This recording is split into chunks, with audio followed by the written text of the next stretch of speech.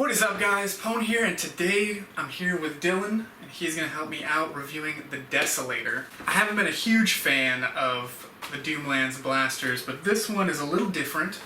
It's not taking place in the desert. This is sort of an Arctic blaster. So you were interested in this, even without handling it. Why were you into the Desolator? Well, it looks like a real gun that I fired in real life, so that's always kind of cool when you can equate it to something that you've had experience with. I also like that they didn't try to put a big barrel on it, because in my opinion, when it comes to Nerf, the shorter the barrel, the better, because I've had darts rattle around inside barrels, which slows them down or makes them go sideways when they come out. And it just looks really comfy, just from a glance. Like, there's no weird angles. It looks like your hand's supposed to fit right there. So, I don't know, I'm kind of excited to see how it feels. Nice. Well, let's get her open and see how it performs. So the Doomland Desolator comes with a blaster, a 10-round magazine, and 10 darts. I think that's 10. Yeah. 10 darts. Alright, so the blaster is essentially as long as a Strife with a Retaliator stock. I think if somebody was dating this blaster, they might tell him that it's a good size. Don't worry, it's a good size. I don't know, do you think that shoulder's a little too short, or do you like that? I don't know, I think that's weird. It doesn't feel like it's the same length. It feels a little shorter. But I don't know, I think for like CQB stuff, that would work. I think the shorter the better for CQB. Yeah. But yeah, I'd say it's a good size. It gets. Alright, so you get a tack rail on the back here, top, and then also one in the front, which is a little different from the Strife. And then a sling mount here, and there's two sling mounts, so that's pretty nice. First impressions for comfort, I think it's actually pretty okay.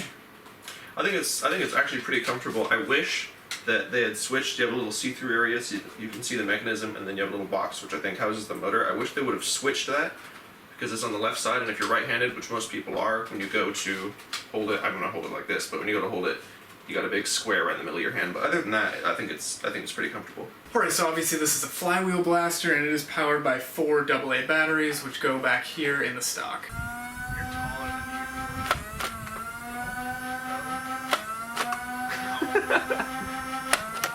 Oh God. We're going for the face, yeah? Oh yeah. Okay. Wow. Jesus.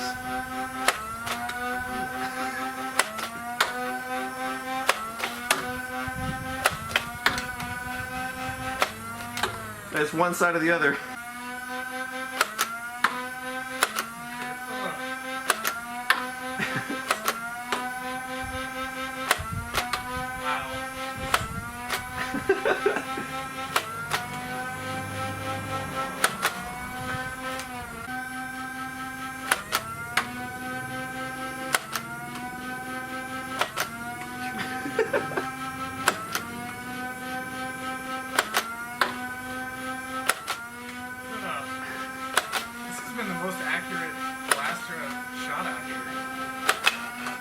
The way the darts curve, it's kind of like they're homing in on you.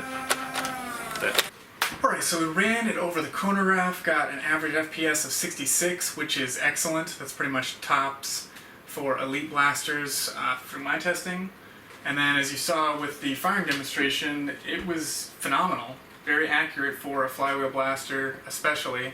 You know, I'm not really a big fan of flywheels in the past because they're loud and noisy and people can hear you coming, and I was pretty underwhelmed by performance. But this, for people that are dedicated to springers like alphas and rampages and stuff, this might be the thing to change your mind. I was pretty thoroughly impressed by this, actually. Since using the range, I haven't been hit by as many darts as this thing was able to fling, and a lot of the darts were just coming out and curving and just, I guess, throwing curveballs right at my chest and crotch. Yeah, there's definitely, like, it seemed like like 35 feet is the sweet spot, because I feel like if you're any further, it would keep curving, but if you're any closer, it might go around you. But, like, that's kind of mid-range for Nerf, I guess. Mid-range, this thing is dead accurate.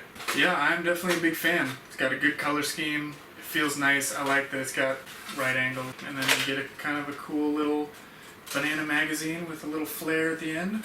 Alright, so Strife was 20 bucks MSRP when it came out, but you're getting a stock, whereas the Strife did not have a stock, and I definitely actually think that the aesthetic on this blaster is better than the Strife. Is this worth 30 bucks? This was $30. Strife. Yeah, I totally agree. 30 bucks plus batteries is not bad at all for this, I think.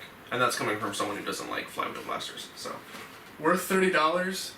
Excellent performance. I can definitely recommend getting the Desolator. Yep, You I'd agree? recommend it too, and I don't even like them, so yeah.